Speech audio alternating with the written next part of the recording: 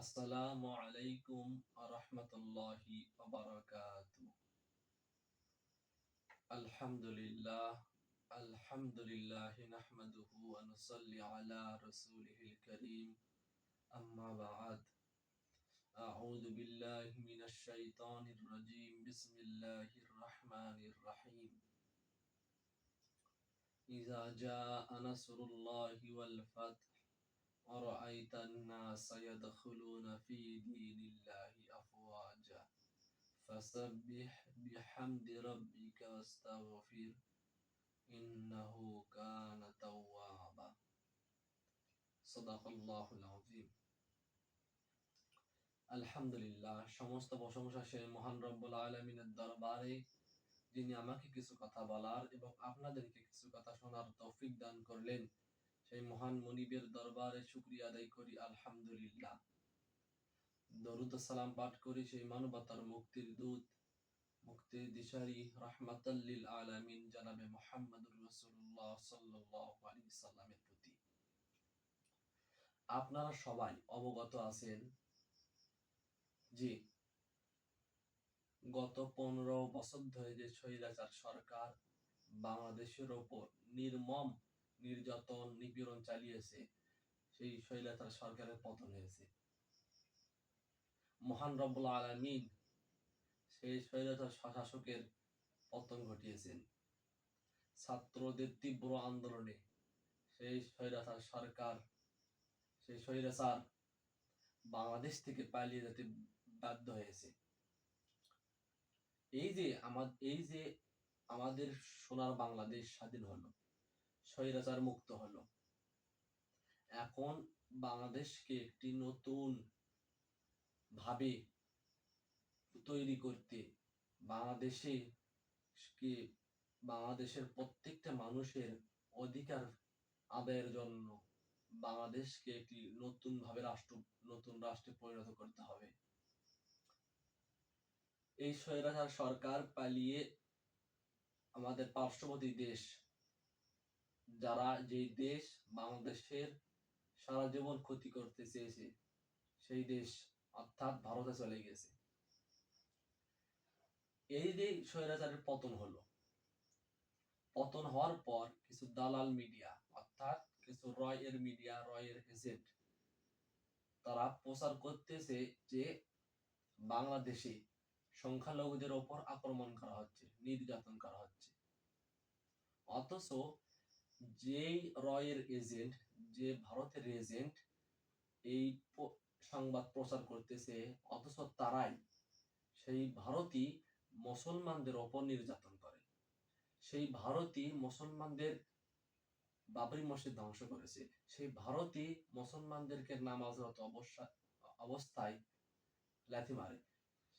সেই ভারতই মুসলমানদের ধর্মীয় উৎসব পালনে বাধা দেয়।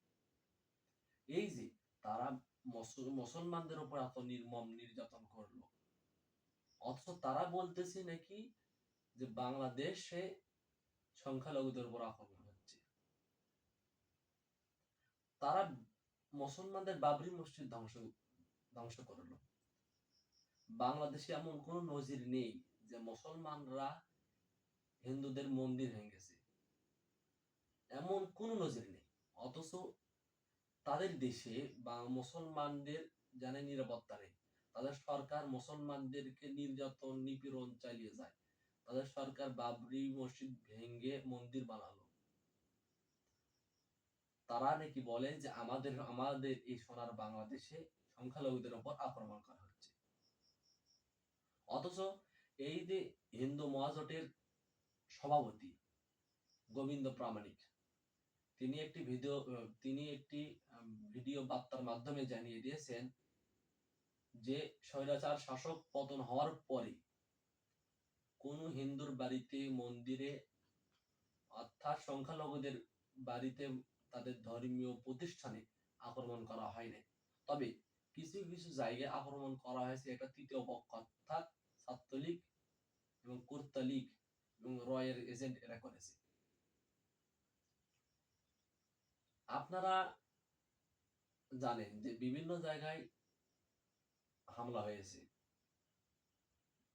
অর্থাৎ বিভিন্ন হিন্দুদের জায়গায় হামলা হয়েছে, তবে এটা ছাত্রলীগ করেছে যাতে বাংলাদেশের পরিবেশ গরম করা যায়। এই যে স্বৈরাচার শাসকের পতন হলো, এই পতনের সময় এই বাংলাদেশে 90% মুসলমানদের দেশে এমনও হিন্দু রয়েছে যারা এই আন্দোলনের সময় মুসলমান মেয়েদের হিজাব ধরে টানাটানি করেছে, এমনও রয়েছে। এই যে বাংলাদেশে এখনো পর্যন্ত কোনো হিন্দুর বাড়িতে মন্দির আক্রমণ করা হয়নি, এমনকি আমরাও আমাদের পার্শ্ববর্তী আমাদের গ্রামে যে হিন্দু রয়েছে, আমরা আমার হিন্দুদের মন্দিরে পাহারা দিচ্ছি, আমরা আমাদের হিন্দুদের বাড়িতে পাহারা দিচ্ছি। কারণ আমাদের জামাতে ইসলামের আমির ডাক্তার শফিকুর রহমান ওই স্বৈরাচার পতনের দিনই একটি ভিডিও বার্তার মাধ্যমে এবং কেন্দ্রীয় এবং ছাত্র শিবিরের কেন্দ্রীয় সভাপতি একটি ভিডিও বার্তার মাধ্যমে আমাদেরকে জানিয়ে দিয়েছেন যেন আমরা সংখ্যালঘুদের উপর কোনো আক্রমণ নির্যাতন না করি, বরঞ্চ তাদের বাড়ি ঘর, তাদের ধর্মীয় প্রতিষ্ঠানগুলোকে আমরা যেন পাহারা দিই, সংরক্ষণ করি, হেফাজত করি। এই যে আমাদেরকে বলা হলো, অথচ তাদের দেশে, ভারতের দেশে তাদের নেতারাই মুসলমানদের ধর্মীয় প্রতিষ্ঠান ভাঙে। তারা কাশ্মীরের ওপর এখন পর্যন্ত নির্যাতন করতেছে। এই যে তাদের এতগুলো নজির, তারা এইসব নজির ভুলে গিয়ে তারা এখন বাংলাদেশে বচন দিয়েছে। তাদের এই কথার কোন ভিত্তি নেই, ভিত্তিহীন কথা। সুতরাং আমি আমার ভাইদেরকে বলবো, তারা যেন রয়ের এজেন্ট, ভারতীয় এজেন্টদের খপ্পরে না পড়ে। তারা যেন ভারতীয় এজেন্টের মিথ্যা অপবাদ, মিথ্যা গুজব কান না দেয়। এটা তাদের একটি মিথ্যা সংবাদ। আমাদের উচিত ধৈর্য ধারণ করা এবং আমাদের উচিত সংখ্যালঘুদের ওপর থেকে সকল নির্যাতন পরিহার করা। এটা আমাদের কাজ। আসসালামু আলাইকুম রাহমাতুল্লাহ।